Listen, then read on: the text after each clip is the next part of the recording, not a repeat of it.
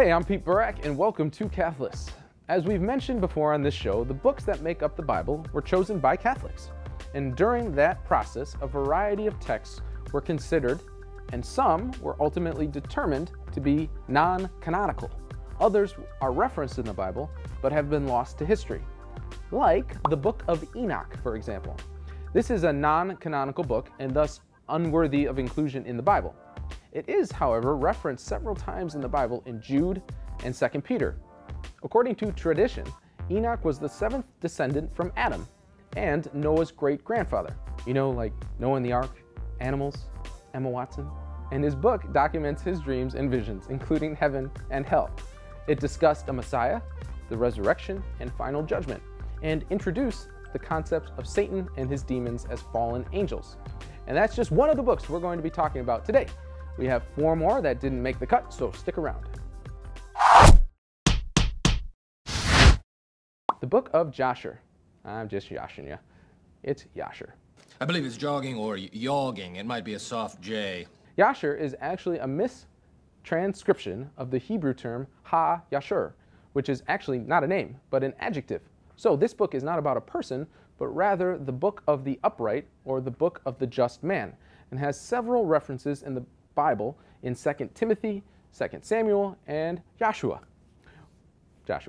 We don't know for sure what was in the book, but best guess is it is a series of songs and poems about Jewish heroes and their accomplishments. Epic poems about heroes that get lost to history.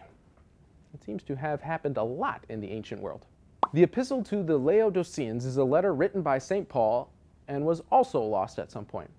We know of its existence from the reference in Colossians 4:16. And when this letter has been read to you, see that it is also read before the church at Laodicea, and that you yourselves read the letter, which will be forwarded from there. Apparently, some people have produced a letter that they claim is the Lost Epistle, but is basically just a composite list of various passages from Paul's letter to the Philippians, i.e. a really crappy plagiarism job. The real lesson here is that the Roman Empire should have offered certified mail with receipt confirmation. They could build aqueducts and roads, but they couldn't deliver a package, alas. The downfall of their civilization had nothing to do with the gladiators or abortion or all the other evil things that they were doing. Nope, mail service. The Life of Adam and Eve, as you might imagine from the subtle title, is a book about Cain and Abel. No, it's a book that documents Adam and Eve's lives after they are expelled from the Garden of Eden.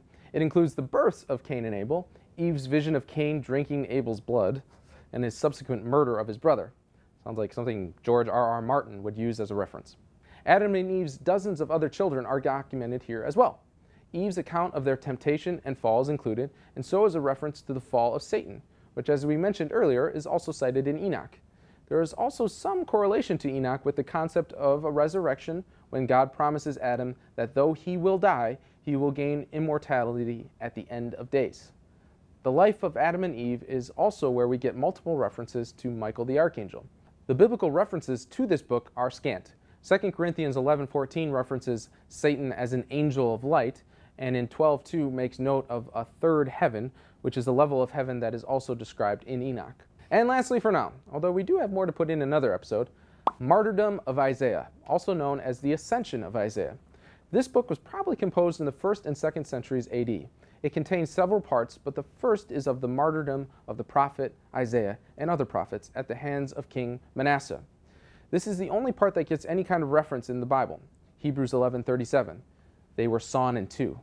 Wait a minute, they were sawn in half? Holy smokes. This method of execution for Isaiah and the prophets is also referenced in the Jewish Talmud, which includes teaching and commentaries on the Jewish scriptures. The Ascension of Isaiah also contains several prophecies of Isaiah that were likely references to the persecution of Christians by Nero. The prophecies suggest that the writers considered Nero to be an Antichrist figure.